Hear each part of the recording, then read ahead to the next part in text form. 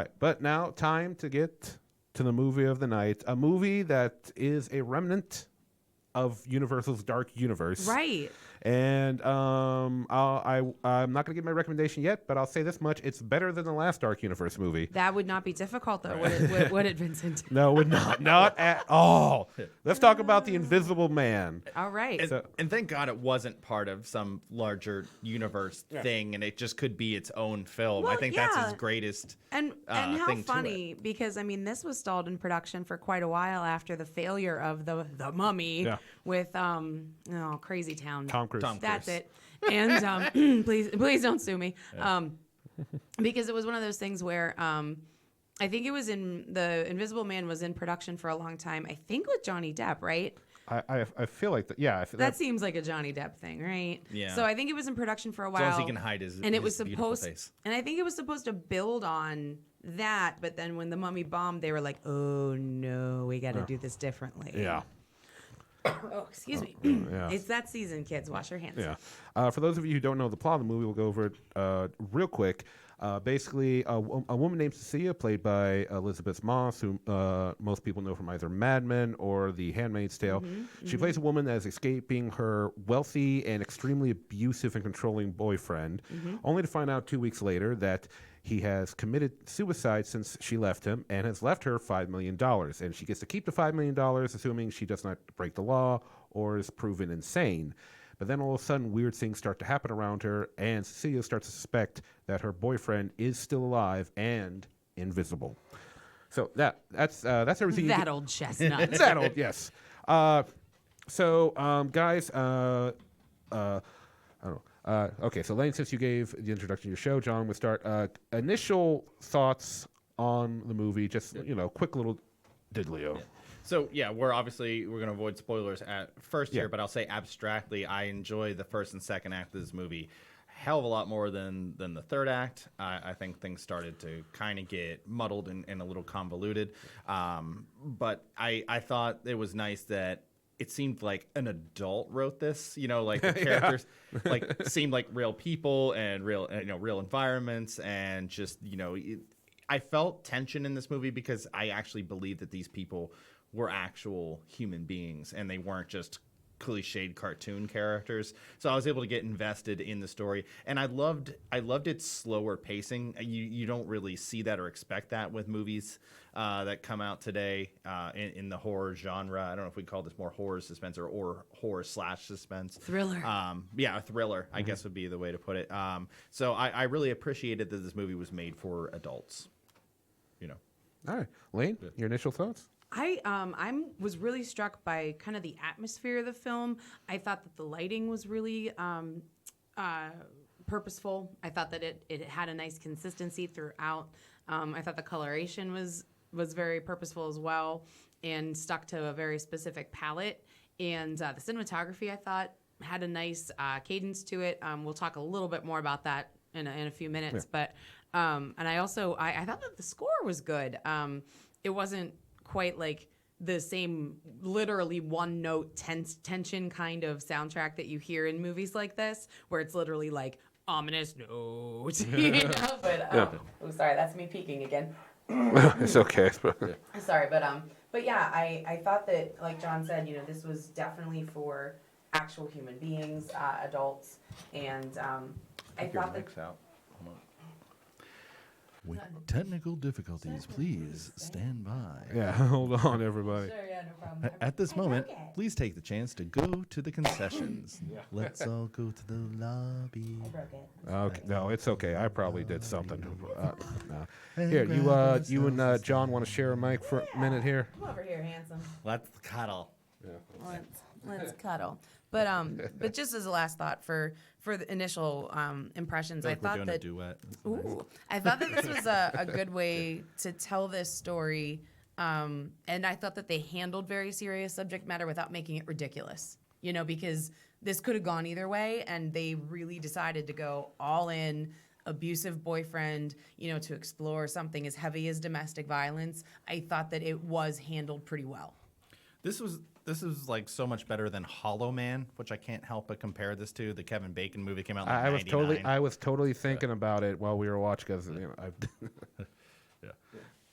But it was nice that there was layers to this, and things evolved over time. Like I kind of got a sense, like watching Hollow Man, when that came out, that Kevin Bacon was kind of crazy to begin with, and the second that he could make himself invisible, he just immediately goes and rapes somebody. It's like, wow, there's nuance here, so subtle, guys, but yeah, it's there's a deft hand in terms of the making of a film here. The story, you can go back and forth on that, but in terms of the pacing and the tone and the way that they let things evolve, you can tell that they knew what they were doing here. Yeah. Yeah, it's definitely an interesting film. I'll say right off the bat, I like the frame of it's the whole abusive relationship thing. I thought that was a good way to tell this story. Because like I've known people who've been in relationships like that, and the big thing is, even after you get away from it, is that they're gonna pop up out of nowhere, and they're waiting for you outside your house or your apartment. So I really thought that was a cool way to do this, and separate from, like, as you mentioned, Hollow Man or something similar like that. Or the original Invisible Man, for that matter. Yeah. It was nice that it wasn't really about the Invisible Man. Yeah. He was just an obstacle for our protagonist to conquer. It was really about her. But obviously you got to throw the Invisible Man in the title. You don't want to call totally. it like domestic violence woman. That doesn't put butts in seats. I thought Elizabeth Moss was really good in this. Yes. Yeah. No. There's the moments in the movie where she's really like later in the film, after like so much has happened, she's like I believe that she was fucking freaked out and was like barely holding on to her sanity with everything going on around her. Yeah, and I thought that she did a good job of sensitively portraying trauma, because that's exactly, what would have happened to her, especially in the early scenes where she has just gotten out of a bad situation. And, just I think that her reactions to things were pretty true. I think that they did a good job with this. And I thought it was interesting that she tends to take very progressive roles. And I think it's weird that these, like, Monsters universe, like, always stars a Scientologist, because she is too, like Tom Cruise. Wait, she's a Scientologist? Mm-hmm. I had no idea. Yeah, but she's not a shitbag. It's amazing. I don't know. That's kind of upsetting, though. I mean, yeah, but I was reading an interview with her earlier today. I think it was from 2017, and she's very pro LGBT, which the Church of Scientology is. They say that they are not anti, but they're anti, and she's very like pro. What is that word? Pro First Amendment. Oh my God, pro free speech. Okay. Guys, it is 10 o'clock. I am tired. I have had a long week. Grandma's tired. I'm sorry. Oh, Grandma. Oh, Hello. you're gonna pay for that later. Oh.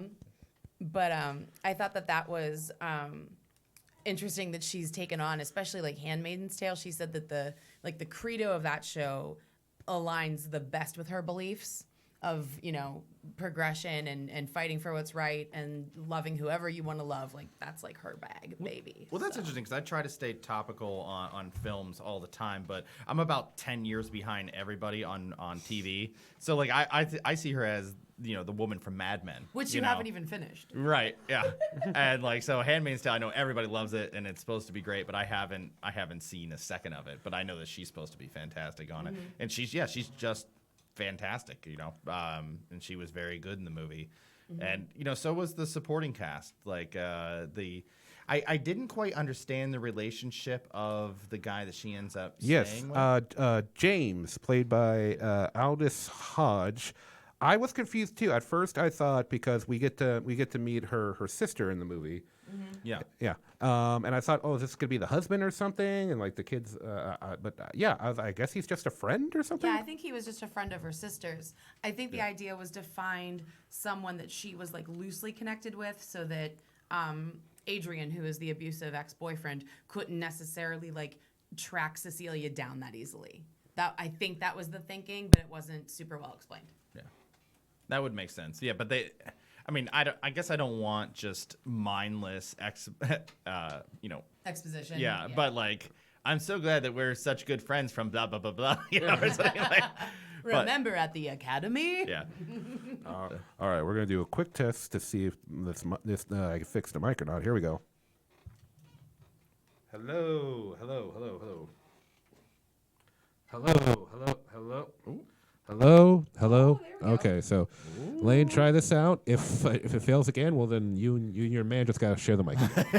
Fair enough. Okay. Always professional here on the P.O. Vincent Of podcast. course, and I'll try not to break No, we're this one. professional. The technology just isn't. Excellent. Yeah. But yeah, I think that was the idea. I mean, at least if I was in that situation, that would be my strategy to at least jump off to someone, that I knew and then try to branch out further and further just so I couldn't be tracked. I think that was the thinking there. But I didn't realize that James was a cop at first, which would have been more helpful to know. I think sooner. I don't know. Yeah, I didn't realize a little he was bit. a cop right away. Yeah, because we don't know he's a cop until he's really we see him with his gun and a badge and he's like in his uniform and all Yeah, that. I think I figured it out like from a line like maybe right before that scene, but I didn't realize that right away. So, but that's a good place I guess to send your sister who has just gotten out of an abusive relationship, a 6-foot cop. That's a solid idea. But yeah, I thought it was interesting. It's an Australian director. I don't know where it was shot, but it was an Australian director, and the woman who played the sister is also Australian. So if that was literally her, like doing an American accent, like good job. I did not know she was Australian at all. Oh, okay. You pull some stuff up me, and yeah. Nailed it. And just to let everyone know, the director is Leigh Whannell. I hope I'm pronouncing Leigh Whannell. Whannell. yeah, it might be Lee. Lee? Oh, yeah. I was so excited. I thought it was a woman director when I saw the credits, and then I looked it up, and I was like, oh, Yeah. okay. He's been involved in a lot of other horror stuff before. Is it all Blumhouse or? Saw. He did in Insidious 3. Which Saw movie did he do? Let's see. 14. No, just kidding. It looks like he was involved in the original as an actor. He's got like a lot of really? stuff. So he's one of these guys that does a little bit of everything. He's been a producer, writer. The other movies he's directed are Upgrade, Insidious Chapter 3, and apparently he's going to direct the upcoming Escape from New York remake. Oh dear. Oh God, are they remaking? John's that? very upset. Look at him. He's very upset. Well, it says it's in, according to IMDb, it's in pre-production. So I'm in the cult of Carpenter, so I don't think we need to be remaking it. I don't think we do either. But, and I'm in no cult, but Yeah. I don't think we need to either. yeah, but then he's just done nothing big starring roles from what I can see. Right. But It seems like he's done a little bit of everything, though. That's interesting. I wonder that. That's got to make you a good director, especially if you've acted a lot. Yeah. But yeah, but I thought that the effects in this were pretty good too, because it was a very subtle idea, of someone being in the room with you, and just that feeling of like getting the creeps, like Oh, yeah. of someone watching you or someone, being not too far away. There were a couple of little things that, John and I were in the theater just like poking each other. Like, did you see that? Did you see that? Like, it I was heard neat. you guys. I heard you. It was neat. Like, I just thought that was Oh, yeah. cool. Yeah, because there's that one part like you see in the trailer where she's outside and it's cold and she see her breath and then you see a breath right behind her. It was well done. It was well done. Yeah. Yeah, and then there was a scene where something disappears from a scene, and I was like, "Did you see that?" Thank goodness he didn't like was sneeze or satisfying. fart. You know what I mean? I mean, maybe that was like part of it. The part of the technology, it just suppressed all bodily function. She spreads all this stuff on the floor because she's like that way she can see his footprints, and she's talking to him. It's on your. I heard that. I know you're there. Listen, thank goodness that she wasn't doing anything like super private, because like, what if she was like doing some yoga and getting out her yoga farts? Yeah. I don't know. Not that I've ever done yoga and gotten out yoga farts. I'm a lady. All right. All right. So, All right. So how soon can we spoil? Vince? you're saying I'm itchy to get into spoilers too. So before we get into spoilers, It's hard to talk about this without getting into. It is. Yeah. It is. Oh, 'cause it was very rich. I like Yeah. it. All right. So we will. I'll say we'll go. Before we go into spoilers, we'll give our recommendations in case anyone hasn't seen it yet, and they, so do you guys recommend the film? Do you not recommend the film, or do you you recommend it but go see it during the matinee and save yourself a few bucks? What are you guys gonna go with? I would recommend it. I would almost recommend going to the matinee for anything to save a few bucks. But yeah, no. If you're like a little worried about Saturday night like prices and stuff, it's worth it. I have some issues with it, which we'll get into with spoilers and everything. But yeah, I would recommend it. Okay. I was worried, and I was not disappointed. Yeah, I was also concerned going into this because I think that with The Mummy being so bad and it being very I just don't think the trailers were very good. I thought it was going to be very gratuitous. I did not think there was going to be the kind of subtlety in this that it was. But I definitely recommend it, especially because it was so atmospheric. And it was interesting because you would think that this would be like the perfect jump scare movie. And honestly, they put all the biggest jumps, I thought, in the trailer. What I did find myself doing, though, is because I got so wrapped up in the film in the theater. This is my favorite part about being in the theater. I got so wrapped up in the film, I caught myself actively holding my breath a lot, where I'm like trying to be silent to like listen for the invisible man. Like in the theater, I was like, He wears extra soft shoes, so. yeah, I mean, seriously, that guy was silent. They should have called him the Silent Man. But, He was Mr. Bojangles. but yeah, I mean, That old soft shoe. I'm always going to be a big recommender of the theater. I think it's a totally different experience of seeing a film. Yeah. I connect with the material way better because, you're not in your house with a million distractions. The dog's not whining to go out. You're not on your phone. There's no way you're going to be on your phone or someone's going to kick your ass. Like, you only have you in the film. And sometimes that's really nice. Like, you just escape everything that's going on in your day. There's nothing you can do about it. No one can bother you. And you just get to, connect with the material. So I definitely I recommend for sure. All right.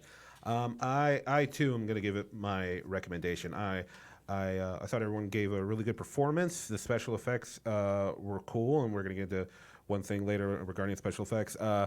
As well as I once again, I like the way it portrays someone who's been through an abusive relationship. I thought it was very realistic in using like this whole invisible man thing as like a symbolic that's the word I'm looking for. One of the metaphors. Metaphors, yes, because it's that fear. I like I said, they even if you get away from the person, you feel like they're going to come back at you. And I also say on top of my recommendation, if I feel like I need to say this, if you know somebody who has been through this and you're thinking about seeing the movie, please let them know trigger warning for this movie. Because the act, like I said, Elizabeth Moss is really good in this. Her performance really sells what this woman's going through.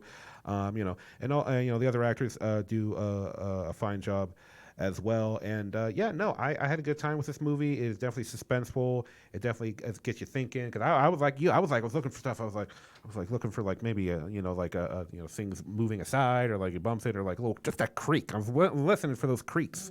Mm-hmm. But yeah, the movie keeps your attention definitely. All right. Okay, so all three of us gave the movie our recommendation. Kick ass. All right. Hey everybody, hope you enjoyed that clip. If you want to see a full episode, I live stream every Thursday night on Facebook right after I see the movie, or you can tune in to the Revenge Online Radio Network every Friday morning at 9 a.m. If you enjoyed the show, please consider contributing to the Patreon, patreon.com/PO Vincent.